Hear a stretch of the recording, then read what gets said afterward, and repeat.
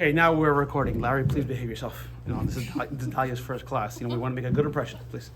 Never get a second chance to make a good first impression. Okay, so new book. Every class is independent, and every class is a different lesson. We're starting the book of Exodus, the book of Shemos. The course is Happiness is Learned. Season 2, course number 2, book number 2, however you want to frame it. All right, so a lot of stuff going, not class 2, but yeah, course 2.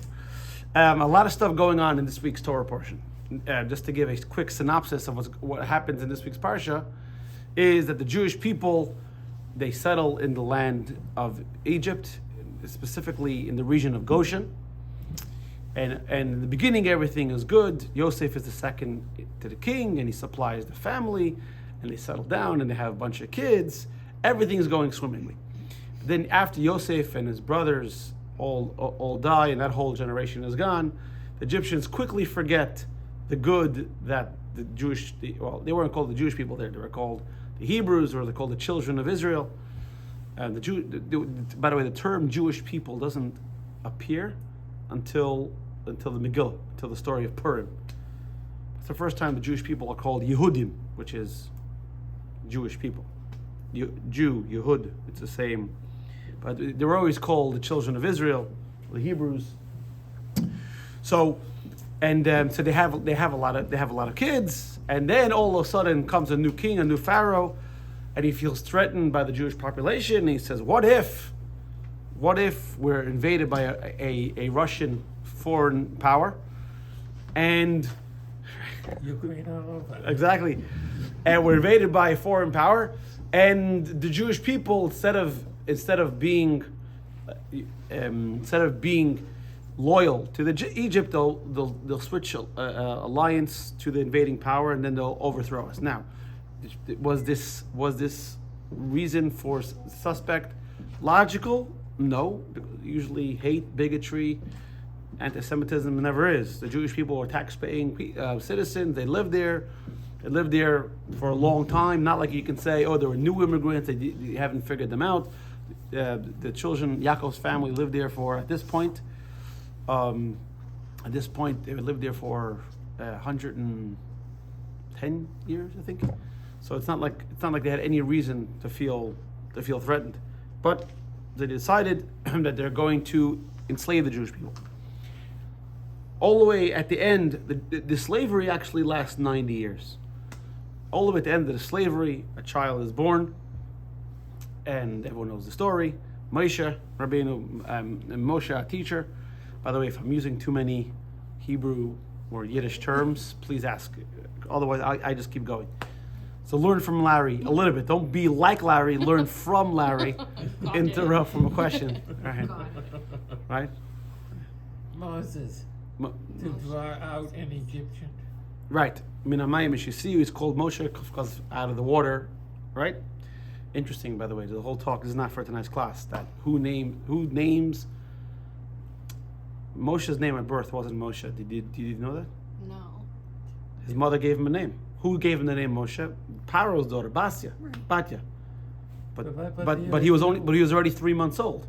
So you have to believe that Moshe he had a name. Yeah. So Hey yo. Hey, you right? Hey yo. You left your sock here. Right? That's what I call my kids. Right. And my kids call me that. Wasn't me. Not me. So in the Gemara Brachas, the Tractate Brachas, it says a bunch of names that Moshe had. Discussions. We could have had more than one. So you know the name Tevye from Fiddler on the Roof? Yeah. Tevye. That was his name. Some people say his name was Yukasiel. Very interesting. Anyway, but we don't call him by those names. We call him by the name that Pharaoh's daughter gave him. Different discussion as to why, but it's interesting. Anyway, so at the age of 20, Moshe has to flee Egypt because he kills an Egyptian that's killing a Jew. And I know what I'm about to say to the scientific mind and to the modern day student doesn't make any sense. But I'll preface it by saying that there are certain knowledges and studies that humanity has forgotten. That means even though we're in 2023, we don't know everything. And there are certain things that our ancestors knew that we don't know, and we don't know how they knew it. For example, the pyramids. We don't understand how they did it. So there's certain knowledges that we know they knew, but we can't figure it out.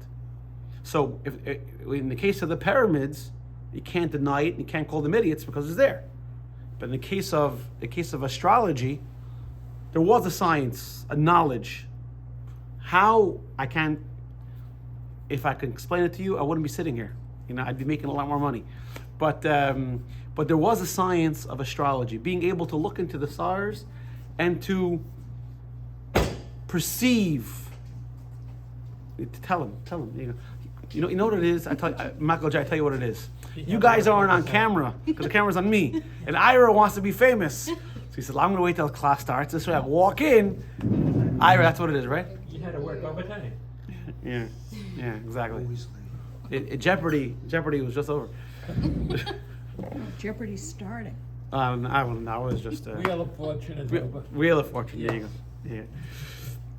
So there was a science of astrology where they were able to perceive events, not clearly. They were able to perceive events by the studying of the stars. I know it sounds like lunacy and total insanity and stupidity. Charlatan. No, what? I'm an Aquarius. Exactly. No, but I'm not talking about zodiac signs, which, by the way, it's brought down in other places also. That the Gemara talks about it. If a person's born under, we once spoke about it by class, I believe, that if a person's born under a certain zodiac sign, they're predisposed to certain behaviors. That is, I believe. You mean because I'm a Gemini, I'm ambivalent, I can go one way or the other? No. It means that we, because I'm a Gemini also, have a constant conversation in our head going on. Yes, We argue That's a both positive sides. spin. that is very true. I think it's called a multiple personality disorder. I'm not the doctor here. Exactly. Right. That's very true. Sure. That's why I'm Michael J., until he takes his implants out and then he can't hear anything. Yeah. The voices are still there. Yeah. Oh, yes. And louder. Exactly. So why am I saying this? Because Pharaoh was told by an astrologer of his that a redeemer would be born, and he's going to be struck by water. Jewish people. So that's why Pharaoh decreed all boys shall be thrown into the river. It wasn't just a random decree. If you want to kill the kids, take a knife and a sword and the little babies. Why do you have to bring them to the Nile, schlep them all the way to the Nile, throw them in the water? There's a reason. There's a specific reason why he chose that method of killing the Jewish children. Anyway, so Pharaoh was always suspect of Moshe. Moshe, we'll discuss a little later in the class, was very charismatic. Actually, he worked for Pharaoh in the palace in the beginning. So when Moshe kills an Egyptian, Pharaoh's a little suspect. Moshe has to escape. Again, Moshe killed the Egyptian because the Egyptian was killing a Jew. Why? I'm not going to get into that. It's a side reason.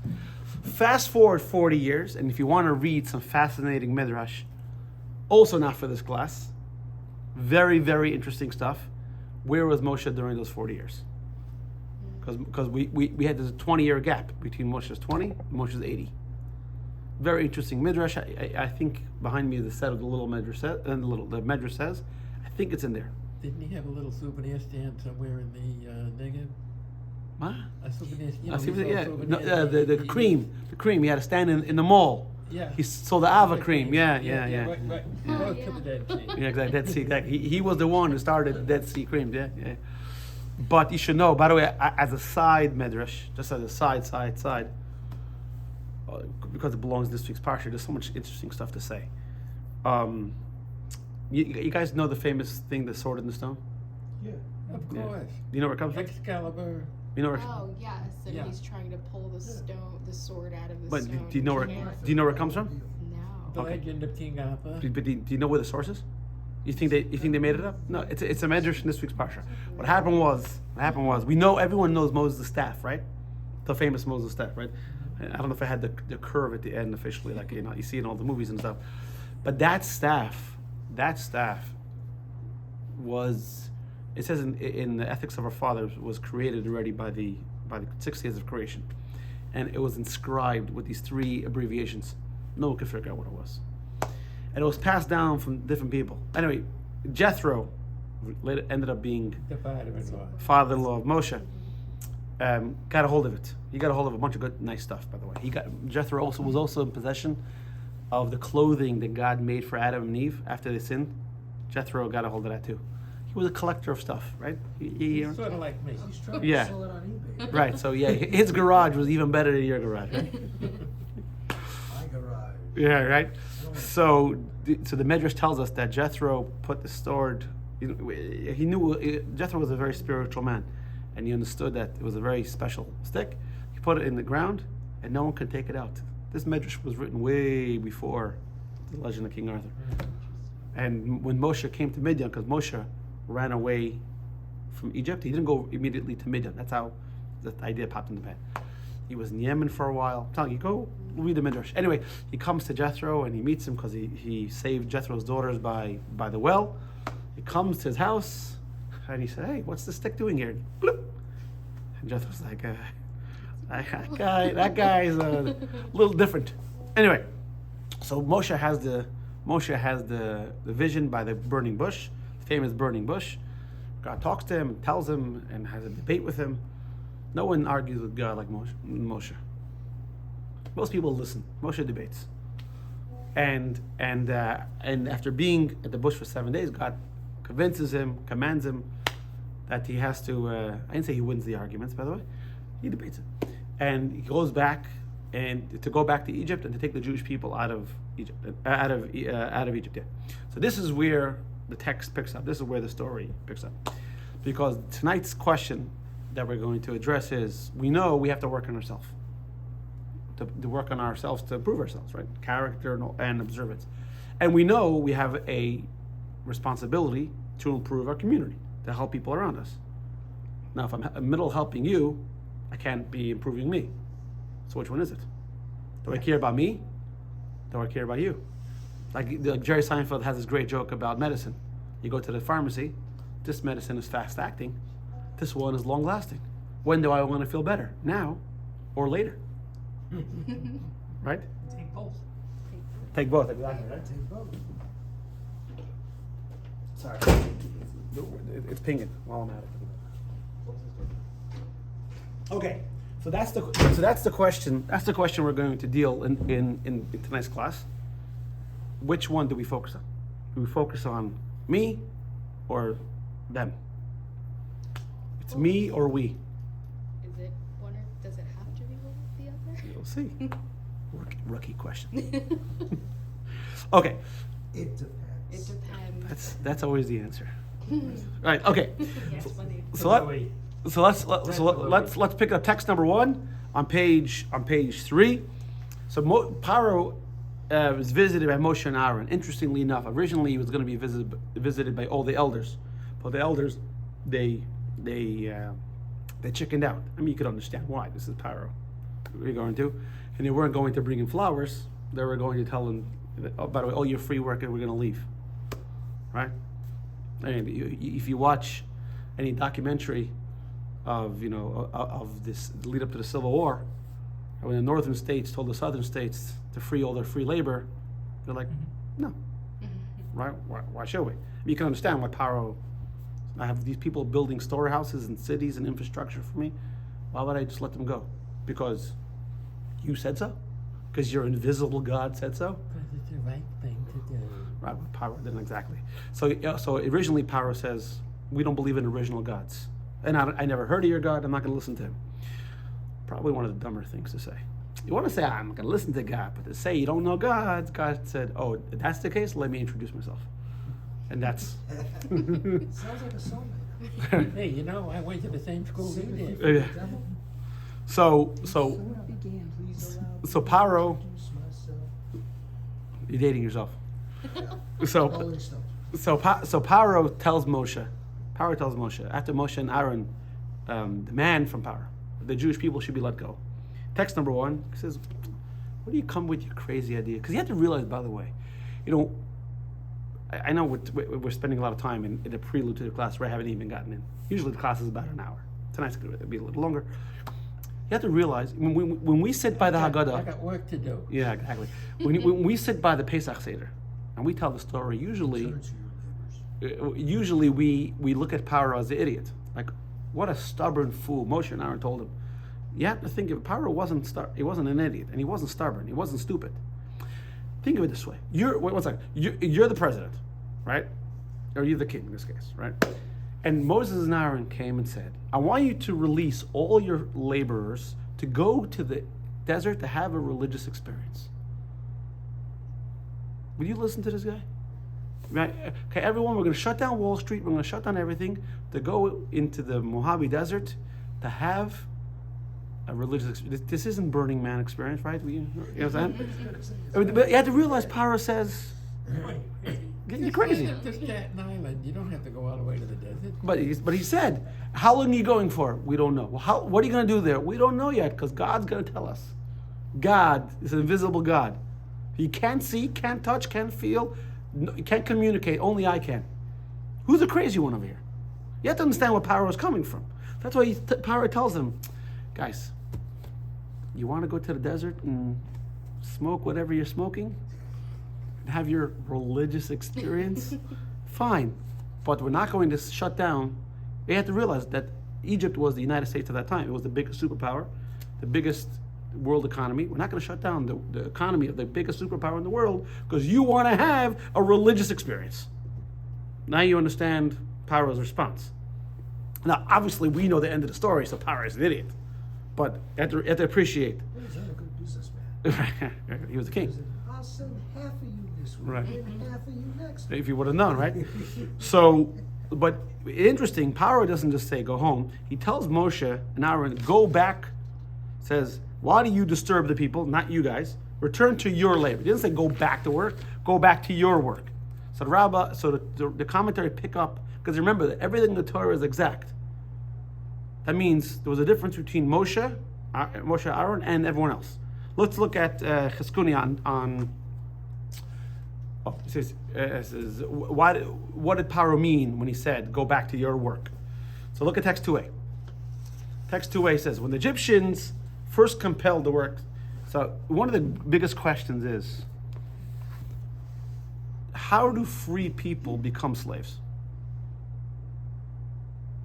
The Jews live there as free citizens. How do they go from Sunday being free to Monday being slaves? So that They're paid.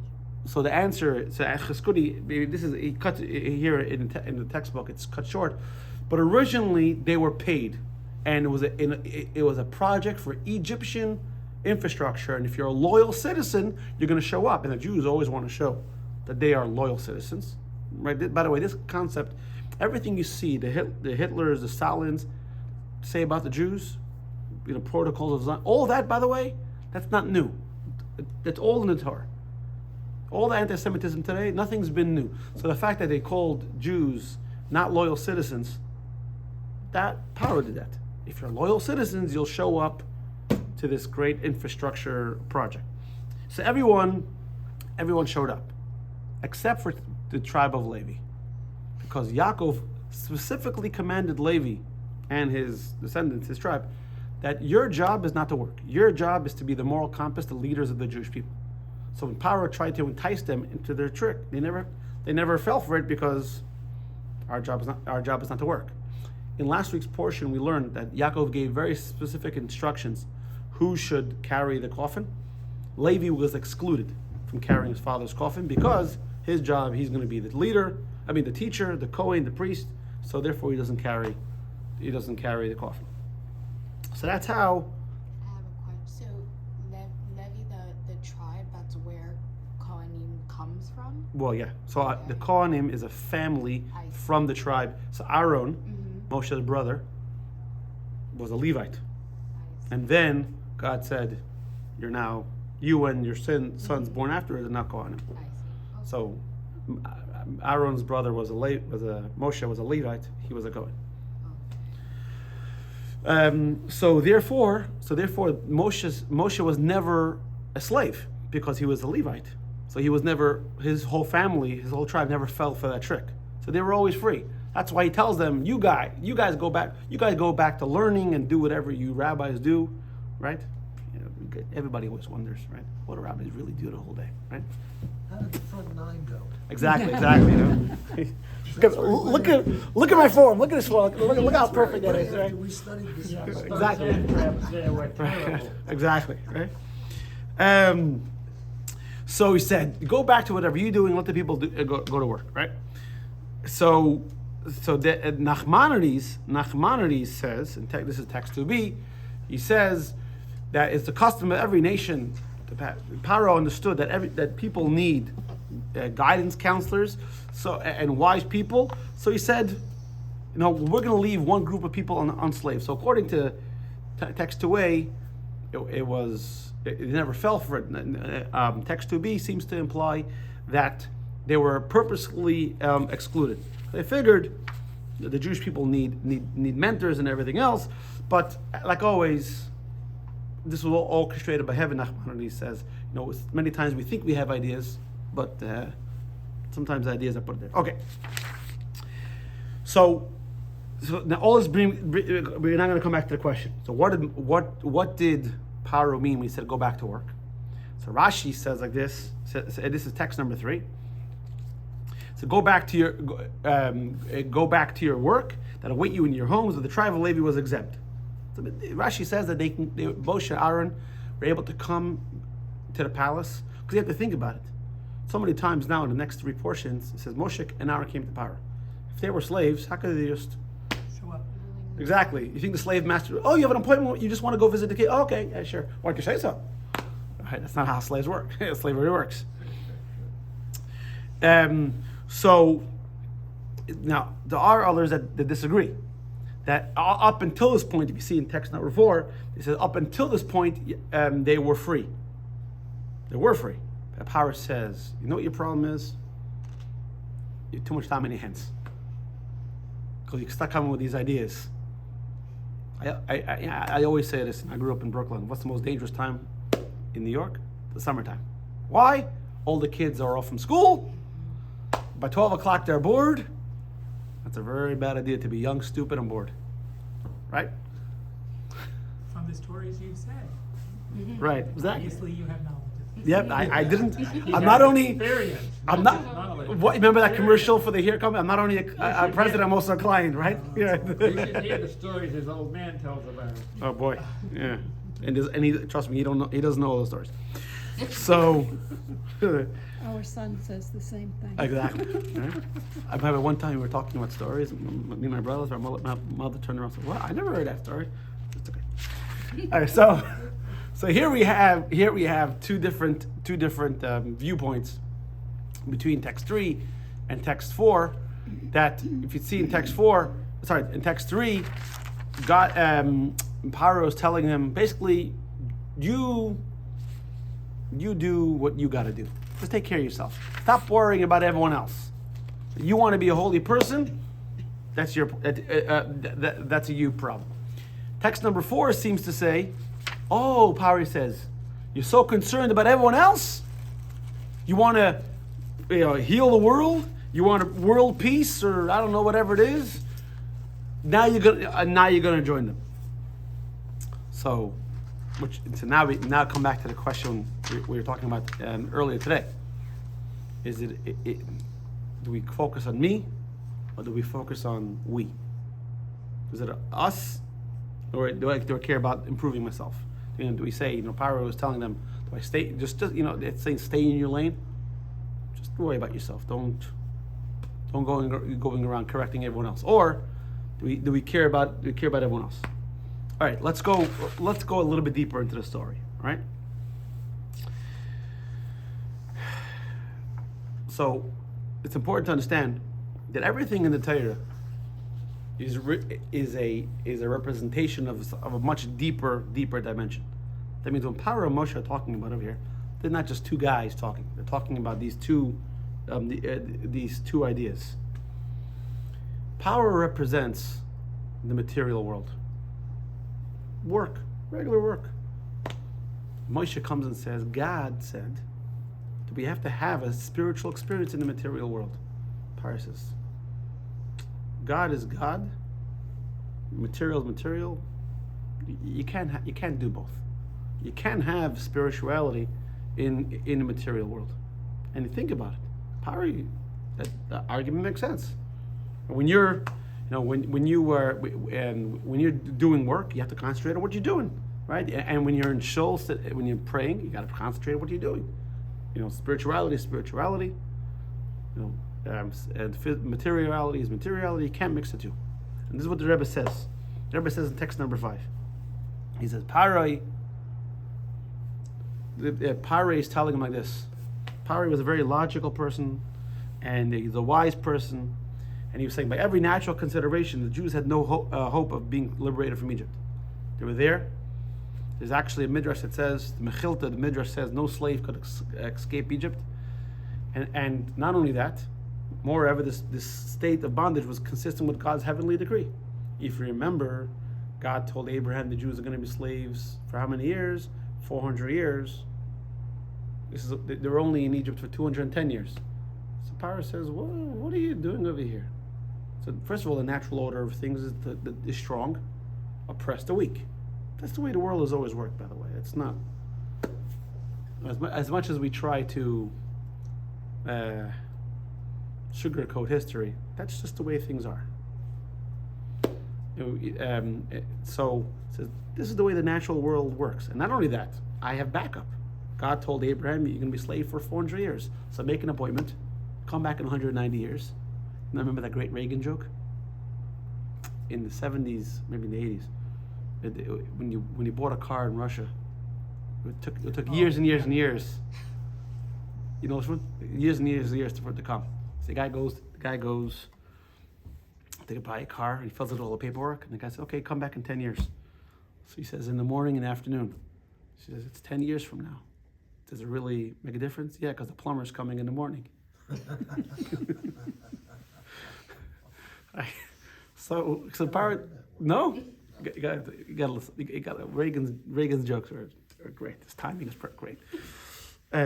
So he says, he's telling him, what are you doing over here? For God has decreed the Jews should be made in Egypt for 400 years. Only 210 years had elapsed. This was Pharaoh's argument. Why do you set out to change both natures and God's wishes? Go to your labor, go study, and then when God decides, if and when God decides to redeem them, then we'll open up a bottle of scotch, I'll have a cup of coffee, and we'll talk about it, right? Maybe I'll let them go. But right now you're trying to make waves.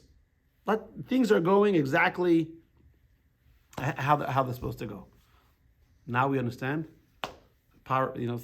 We see Pharaoh wasn't a lunatic, and he wasn't a raving, crazy man. He was a very smart man. He was a very knowledgeable man. And he said, don't come here, to try to preach to me. He said, listen, in your rabbi, in your synagogue, you can say whatever you want, but I'm the king, so don't come here and tell me what to do. And he's telling him, and also, God seems to agree with me. So he said, okay. So, what's Moshe's answer? Pharaoh seems to have a great argument. What's Moshe's answer? What's Pharaoh's problem? Pharaoh's problem is that he's dichotomizing, he's separating. And that's many times what people do, even religious people do this, that they look at the world two ways. You have spiritual and you have material. And maybe we're trying to infuse the physical with spiritual, or I don't know, whatever word or adjective or verb you're trying to use. The way Moshe saw it, it's all one. There is no God and the spiritual world. There's a whole discussion to go off the subject for a second. There's a whole discussion. We say Shema Yisrael, Hashem Elokeinu Hashem Echad. Hear, Israel, God is one. Now, in here, Echad means there's one. Rishon is first. Rishon, okay. Echad is one, but like in order. One, Echad, Sheni. When you want to say the only one, the word is Yachid. Why don't we say Shema Yisrael, Hashem Elokeinu Hashem Yachid? Hashem is the only one. So the answer is because we're talking about it from our vantage point, where we see all these different things in our mind. We're trying to say, although we see duplicity, really it's all one. But from God's point, yeah, he's the only one. Moshe was such a great person. He saw the world from the only one. To him, there was no difference. To him, physical, material is all one. So it comes to Pharaoh and it says, God, the controller of heaven and earth, it's all one thing. Says, let them out. You're saying from your point of view. Your point of view is wrong. And we see this, and the Zohar points that out. We see this, that when Moshe was born, Moshe wasn't born a regular child. He was a normal biological child. But from when he was born, he had this kind of awareness. Oh, based on this, by the way, that's how we know his name is Tuvia. The Zohar quotes in text 6a that when he was born, it says she saw that he was good. You see the word tov? Tovu. Tovhu. Tuvia. That's how they get the name Tuvia. Kitovu. Don't know what. No, it says. Right. It said and he saw that he was good. What did they see? How did they know he was good?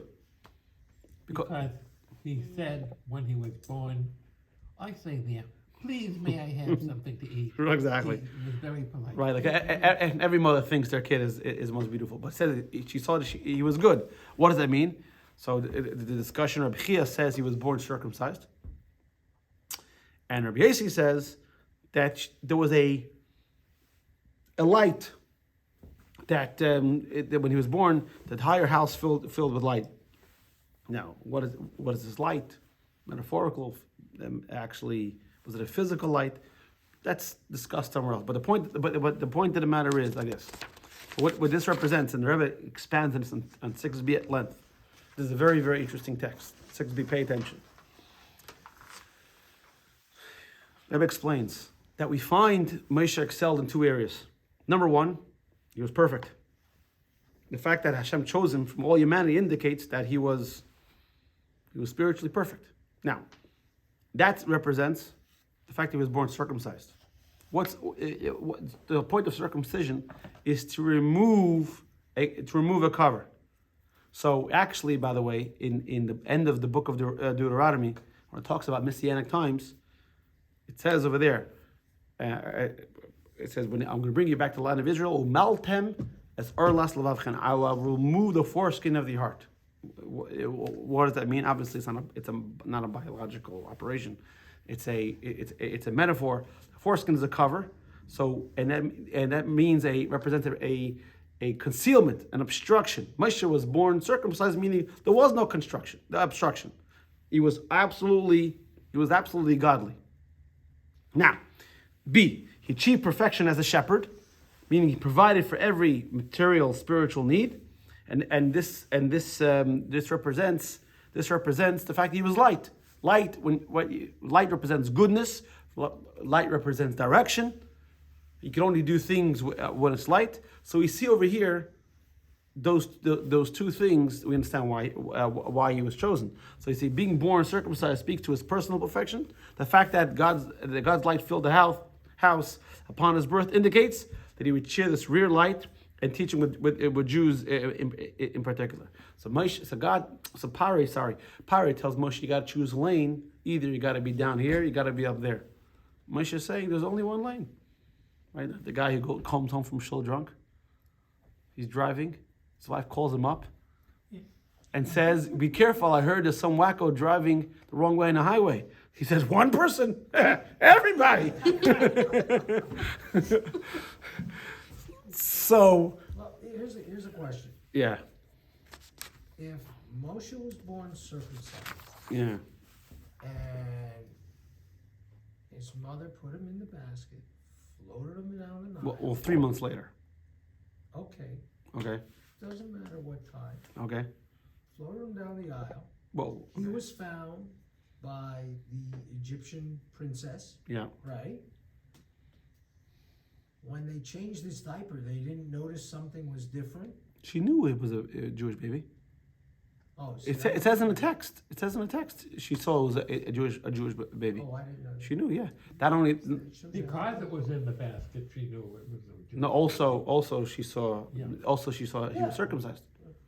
Yeah. Okay, so No, she- obviously, and also she obviously figured out like Larry says, which Egyptian mother would put their baby in a basket. Mhm. And by the way, Moshe's mother didn't put him He was a in the sister. water. In the water. She put him at the edge of the river. It's a whole. It's another talk. Okay. Wasn't his sister? No, his mother, his sister stayed there to see what would happen. Yeah, so the sister could report back. Right. Now, where So was what? Aaron during this Report whole? back to his mother. It says to know what would happen to me. Where was Aaron? I don't know. Aaron is the younger brother. No, Moshe's the youngest. Moshe was the youngest, so Aaron was already. It goes Miriam, Aaron, Moshe. I think Miriam is 6, Moshe's. Aaron's 3. Aaron's 3 years older than Moshe. Okay. So Moshe, see this is what Moshe's answering. Power, you see the world as either or. I see it one lane. There is no either or. This is. I always give this example. I know I beat this drum, but to me it's a great example. So, yeah, you'll forgive me. I always say, the unique thing about the Rebbe, the way he saw the world through the eyes of Torah. So we look at the Torah as metaphorical. It's an example. It's an idea. Maybe to the Rebbe, the Torah was the reality. So in the 6-Day War, I mean, again, this is an example I give. The 6-Day War, when the Torah says if the Jewish people would put on tefillin, the enemies would be afraid. That wasn't a nice idea. That wasn't an example. That wasn't hope. That's the reality. That's why he instituted the tefillin campaign before the 6-Day War. The Jewish people needed, godly salvation, and needed somehow to intimidate the enemies. How are you going to do it? The Rebbe said, "What do you mean?" It says it in the Torah. That's the way it is. It's not an example. That is not an analogy. That's the reality. So Moshe, and there's a Moshe, a Moses in every generation. And we see it from here. Pharaoh saw the world as either or. Moshe said there is no either or. That's the reality. The physical world and material world are not two separate entities. It's one entity. It's all a question of how we see it. Is this too? So basically, when I say something, let's simplify it a little bit. When I say something, there's the way I understand it and the way you hear it. Right? So. Choose your words wisely. Right. So once a comedian says, when you're drunk, all those road signs don't. Optional. No. Or you read them wrong. Okay. When you're drunk, you go to no U-turn. U-turn sign. You make a U-turn because you're reading it. No U-turn. Okay. Right. Right. Punctuation. Right. Or the other one, a guy fishing by a lake, and the owner says, "Hey, can't you see the sign? It says private, no fishing allowed." The guy says, "That's how you read it." That's not how you read it. The way you read it is private. No, fishing allowed. Right. So the way God is, there is only one reality. The way we see it, and we see it as all these different entities. So Moshe is trying to tell Pharaoh is you got it all wrong. Your portfolio is it's really only one file. It's all one thing. And that's why Pharaoh is putting up a resistance because he can't see it. What do you mean? I see trees, I see flowers, I see all these different things, and Moshe is trying to convince him, no, your whole perception is off. But you remember the whole story I told you? I haven't told the story in a long time. So remember the story with Rabbi Hanina ben Desa, where his daughter bought vinegar? Remember that story? I'm an old person, I don't remember. Oh, she's an old person. No. So the Gemara tells us the story that Hanina ben Desa was a very poor person, extremely poor. And his daughter, he came home one Friday, and his daughter bought vinegar for the Shabbat candles instead of oil. And she was devastated because they didn't have money to buy oil. And what's Shabbos without Shabbat candles?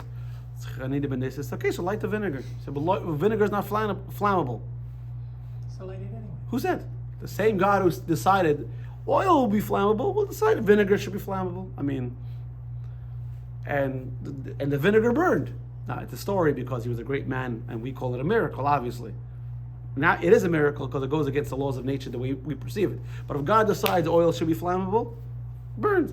God decides, like for example, another story, when Abraham rebelled against Nimrod about the idolatry, and Abraham was thrown into the fire. Abraham survived. Why? The fire didn't burn him. But normally fire is hot. God decided right now fire is not hot. So to us it's a miracle because we see it. Oh, God intervened. Oh, let me reach in my hand. Let me save Abraham. Or let me move aside the water. There is no two things that God has to intervene. No, there's only one reality. See, to us, we got to think about it. But to Moses, that's the way he saw. That was his 24/7 vision of the world. This is the problem. So we all have a Pharaoh in us, and we also have a Moses in us. And our godly identity is trying to fight with our natural identity. Natural identity is saying, oh, you have to do this, and you have to do A, B, and C, because if you don't, then this is going to happen. And our godly identity says, no, you can eat kosher food, you can close your store on Shabbos, you can do A, B, and C. Then God will take care. All right, well, let's see. Okay, let's see if it works. Okay. So let's go. So now we see it from some proof in the temple, in the Torah. Sorry, text 7 on page 9. It says in the Torah twice that Moshe grew up. Why does it say twice? So one time it says and Moshe grew up, and then it says and the boy grew up. So one is in a height, and second is stature in the palace, because Pharaoh appointed him. And the Rebbe said these two explanations point to the two areas where Moshe seemed to gel and blend together. Text number 8 on page 10. It says Moshe encompassed both traits. He had his personal perfection, his attachment to God. So that's what it means in Rashi's words. He was for height and growth in height. And B, his personal ability. That means he had this ability to be involved with the material world, and that's what it means that he was involved in the material world and in the godly world at the same time. There's a great story with a chassid of the Alter Rebbe, who was a very great man. And one day, one week, whatever, he was doing an account, and at the end of the account, instead of writing an amount, he wrote the words in Hebrew: "Eino mavade." There's no one else besides God. We say it in Alei, "Eino mavade." No one else aside for him. So he sends the bill to some guy, another Jew. And the guy said at the bottom of the bill, instead of saying the amount, it says "Eino mavade." The guy said, "What kind of garbage is this? Business, you got to think about business. In davening, when you pray, think about God. Right now, we're doing business." So he answered him, "It ever happened that you're trying to pray and you think about business?" He said, "Of course, that's normal." Oh, so it's normal to think about business when you're praying to God. Why can't it be normal to think about God when you're conducting business? So the right, it's a good point. So the idea is, it's not what the lesson of Moshe is trying to teach us is we don't choose one or the other. It's all the same. I'll bring something that it says that Abraham caused people to call God of. It says the word "the" is not there. It's God of. In English, he said God of the world, but in Hebrew, it should be ha'olam, but it's not. It's keil olam. The word "the" is not there because when you say the world, you're meaning the world and not or. No, it's God of. That's it. There's no one else. So in the beginning, we asked the question: do I choose me? Do I choose we? And me, because we're looking at it. It's either or. But you got to learn from Moshe. This is what Moshe is telling Pharaoh. There is no either or. There's all one God. Here, this is what I wanted to save for you. A clip. Oh. What kind of a God do you have? Don't say my God. He's your God too. Don't give him to us. We have enough trouble with our own God. But there's only one God. What does he do? He can do anything. Then why can't he make rain? Because he doesn't make rain. He gives us strength when we're suffering. He gives us compassion when all that we feel is hatred. He gives us courage when we're searching around blindly like little mice in the darkness. But he does not make rain. That's he wants to.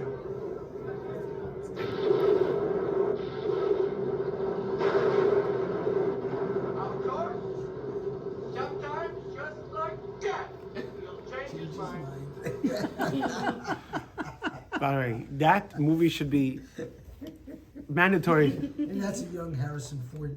I know, I was gonna say, look how young he was. That is. You ever seen the movie? No, I haven't. Write it down. Write it down. Frisco What is Kid. it called? Frisco Kid. Frisco You gotta. Kid. You have to. Okay.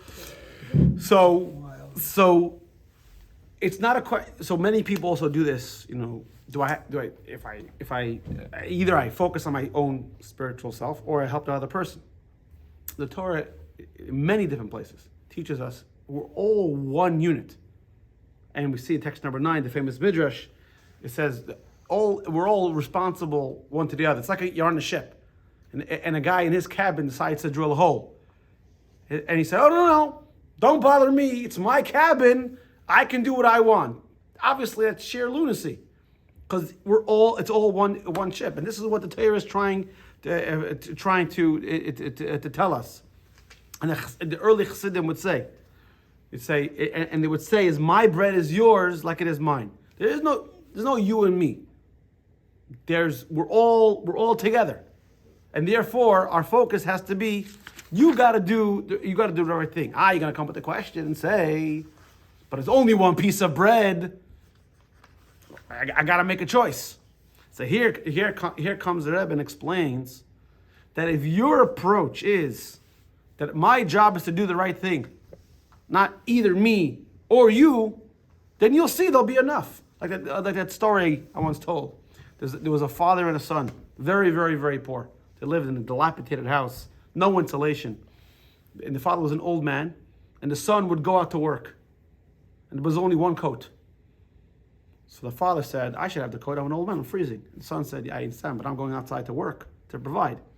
I need the coat." So they came to the rabbi, and the rabbi said, "I don't know. I need time to think." Then they come home, and the father thinks to himself, "What kind of miserable father am I? Here the guy's working outside. My son's working outside to provide for me.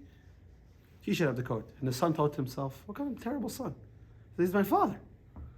So the father says to the son, "I want you to have the coat." The son says, "No, you're my father. You take the coat." So what do? Went back to the rabbi. Go back to the rabbi. The rabbi said, "Oh, I remember I have a coat." So the wife witnesses the whole thing, the rabbi's wife, and says, "I don't understand. You had the coat the whole time. Why did you only give it to them now?" So he said, "Because when they came the first time, everybody was thinking about themselves. So I thought to myself, oh, I also need a coat. But then when they came the second time and they were thinking about the other person, it inspired in me to help the other person." If your object is to help the other person, don't worry, you'll find a way to help the other person. God will give you the ability to help the other person. This is what the Rebbe says in text number 10. In response to your letter, this was a guy who, his economic change, I think he was retiring, he got a lower income. So he used to be very strict about giving 10%. So now he wanted to think about it, he can give less. So in response to your letter about your wonderful 37-year custom to tithe from your earnings, now, not everybody's so strict about it. So the fact that he did it, and you write that you expect a deduction in your future earnings, in which case you'll be unable to tithe, and you ask how to proceed.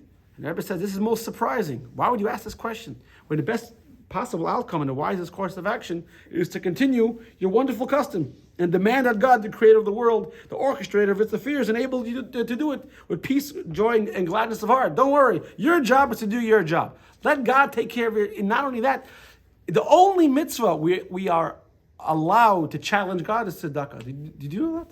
You're not allowed to do God because they built a sukkah, because they put on tefillin. Now you have to pay me. You're not allowed to do that. Your job is to obey God. There's only one mitzvah you're allowed to challenge God. Say, give money, give tzedakah, and say, God, now it's your job to pay me back. This is a video we watched on Sunday. Not everybody. We have a portion of it. Watch it here. So Michael J will recognize it here. Anytime my father gave tzedakah, my mother would say, "Good, next time give more. Besser geben sie nehmen." So give the tzedakah, we should never need it. There was a Fabrengenes Yutes Kislev, and the Rebbe had told people to right amount of money on a piece of paper, fold over the paper and write their name on the outside of the paper, pass it up front. Und er darf haben eine Wolle, in der Linie von dem Schicken. In der Tagdesho, als die Frau mein Fehler, ist nicht das mit jeder Dien, ist nicht die Gott ist mehr nicht zufrieden, oder in zufrieden, oder in nicht zufrieden, auch so ist die Jagd. Als dass die Frau in einer Gäste in einer Klau, und nicht ist einer Gäste in einer Gäste, und einer Gäste in einer Klau, und kommen ist das mir recht weisen, und ist zu wenig, und ist das nicht dann abstellen, und hätten wir einen Mädchen sagen, ist dann wie es bei mir ist. So my father pledged more than he could give, and the Rebbe said increase the pledge by a certain sum. This is what I'm saying for two This is for two Dort in Deutsch, Firma was sehr viel.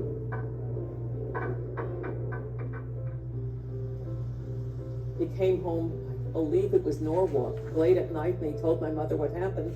So my mother said, you know, of course, you must immediately pay it. My father went to a bank in New Haven. He got a loan, much to everybody's surprise, and he immediately, as soon as he got the loan, just paid off the pledge to the Rebbe before Shabbos. Und als Tui nach dort der Linie von Aljera Lavoska Betikole, in der wo die Midote של הקודש ברוך הוא, dass Mido כנגד Mido, ist nicht nur Megitem an die alle Unione, was wir dürfen geben, nur Megitas noch bestimmung zu Rivol, das ist von Arabani und non Schwierigkeiten, und non Halonet Westpenin. Soon afterwards, one of the factories he had contacts with had a fire, and he was able to buy materials at a very low price. They made more money in one truckload that they sold at that time than they made in my father's hard work of weeks and weeks and weeks of working. Ich hatte dort der Aljera Lavoska Betikole, in der wo geht sein, die Parlotte vergisst, mit dem Nepais, mit der Sachmerev Hatzlochu, mit der Sachmerev Brocho, sei Begashmi, sei Beruchni. All right. Let's bring it back home. All right. Just, by the way, it's a good thing that I spun the camera around. Now people, you know, on YouTube will actually see the people come to the class. It's not just piped in, yeah, you know, crap. So this is what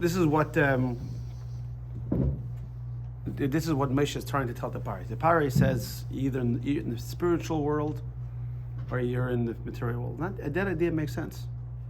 Moshe says, without a spiritual compass, you won't succeed in the moral world. And if you're only up there, then all your spirituality is irrelevant because they can't find any application down here. Now, if you think about it, you know, you say, well, Moshe is the one that seems like a pipe dream and and utopia and clouds in the sky, and Pari seems to be the more pragmatic. But we see throughout history that many superpowers are brought down by ideas. Right? You think about it. You see, the Catholic Church had a hold over Europe for 1,500 years, and until the Renaissance. Slavery was overcome by equality. What else? There's so many ideas that were mainstays, and you thought they're going to be here forever.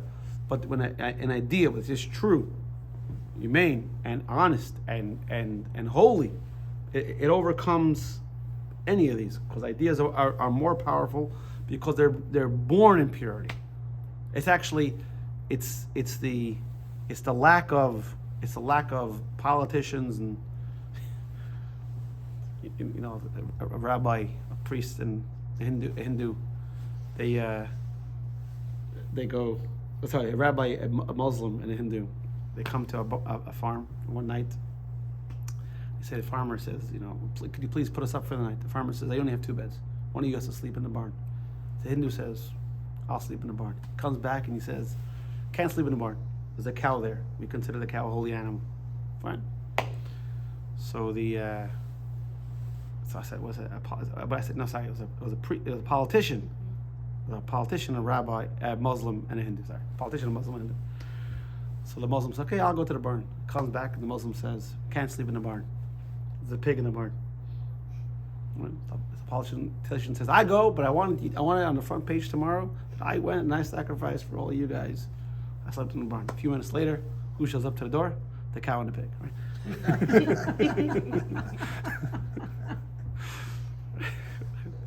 I mean, it's not to get too political here, but it's the idea. It's the idea that's born out of humanity, out of necessity, that overcomes these mainstays. And this is what Moshe is trying to say. And you see text number 12, which, oh, sorry. I think I skipped the text number 11. What the Rebbe says. Oh, what I said about Abraham. This is the text of page 13. A little behind in my. There's no connection with God if there's no connection with everyone else that God cares for, and this is what he's saying. The conduct of Avram is demanded from each of us. He came to places where God, Judaism, and even Hebrew proficiency was unknown. He set aside his personal preference rather than calling out to God. He taught us to call, which means we must know that if we want to succeed in a relationship to God, we must assist others with their relationship as well.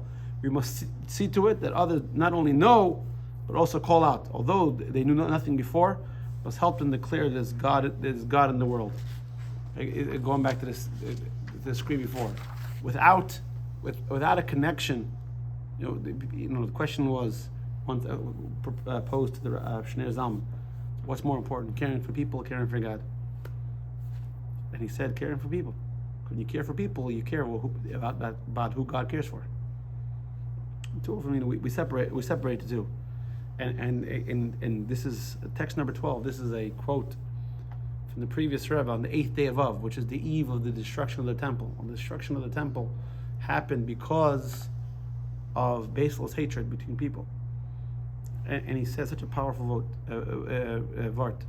idea. He says, what good is all your religiosity and your piety and all that if you don't have a love of another person? How can you come close to God, come to the temple, so to speak, when you're causing another person anguish? It doesn't make sense. And you might think, if another person has a spiritual issue, it's not my problem. Everybody says that's stupidity. Text number 13. You see someone's in a burning house. You don't say, oh, it's his house, it's his burning. I'm going to go into his house. It's his property. Obviously not. You go in there and you save them. So if it's that way with a person's physical life, so in a person's spiritual state, and you see someone who needs help, you don't say, listen, the guy wants to take drugs, wants to jump off a building. That's his problem. That's obviously, we understand in society, if you see somebody who needs help, you help him. We don't think twice about saving a person from with physical danger. And we can't convince ourselves that God will be happy if I work on myself. The fact that there are other people that are suffering without morality, ethics, Torah, foundation, and all that, that's how sad. It's very, very sad because it's on the other side of a screen. This all comes from the Yetzer Hara. Yetzer Hara, the evil inclination, wants to make the other person the other. I saw a great quote, great video from an actor, Morgan Freeman. And they're talking. The video was talking about racism. So he asked him, how you gonna stop racism? So he says, stop talking about it. So what do you mean? He said, stop referring to me as a black man. Just refer to me as a man. I'm Morgan. You're, I forgot who the guy, whoever was. That's how the Torah wants us to see another person. Not the other person, a person. Like, you don't look at your one hand and the other hand as right. It's all part of you. So when you look at it that way, of course you help him. There is no, although on the outside it's two extensions, but I say, oh boy, your right hand doesn't feel the pain. If I'm punching you in your left hand, you can't continue typing with your right. Obviously, because you feel the pain as all one unit. So when it comes time to help somebody, it's all one unit. Why? Because God is one. We all exist in that universe, and that's how we have to approach it. So at certain times, God has certain things He wants us to do. So in the morning, we got to put on tefillin. In the afternoon, we got to do A, B, and C. Certain things He wants us to eat, and we spoke about it last week, right? Not last week, a couple of weeks ago. Not to diversify Shabbos in the week. Remember that class? It's all one thing. You had class while I wasn't here? No, Yes. I was talking to myself. No one showed up. It was so much quieter. Just for ego, I was talking to myself. Obviously, I told. Let's go back to Israel. Yeah, exactly. All right, key points. Pharaoh tells Moshe, just worry about yourself. Being concerned about the Jewish slaves. Pharaoh also told Moshe that his lofty ideas were not relevant in the real world. Moshe rejects these arguments because Moshe's entire life was dedicated to the idea there aren't two ideas. There aren't two worlds: a spiritual world and a pragmatic. Rather, the God of the higher world controls. It's all one. It's all one, and that's what we say in Shema. What we perceive as double is really one. That's why we say one. Science is now it's constantly trying to get back to the one. Right? First we put under the microscope, then we realize it's atoms and it's this and it's energy. We're trying to get to the one thing that is everything. It's embedded, ingrained, this understanding that there's really only one in every person's psyche. Because many people don't want to use the G word, God. You can't say that, because then you're a mindless idiot. But without saying it, they're proving it. Similarly, the same God who wants me to provide for myself, wants me to provide for others, and their families neglecting either is consistent with God. So if you neglect yourself because I'm too busy working with another person, that's bad. If you neglect other people because you're too busy working with yourself, that's bad. The idea is to do both. Now, when we appear to have enough resources to provide for only one, our job is to continue because we sustain the entire. God, someone wrote to the Rebbe, but he couldn't close the store on Shabbos. So God said, the God that provides for the billions of people in the world, make sure everyone has their money, can take care of your $10,000, whatever it is that's, right? The truth applies whether the assistance that other requires material, spiritual. Our job is to help another person, because and this is the idea, as long as we see multiplicity, it's going to be harder. The more we see the one, it'll be easier. Any questions? Good job. What's this class about?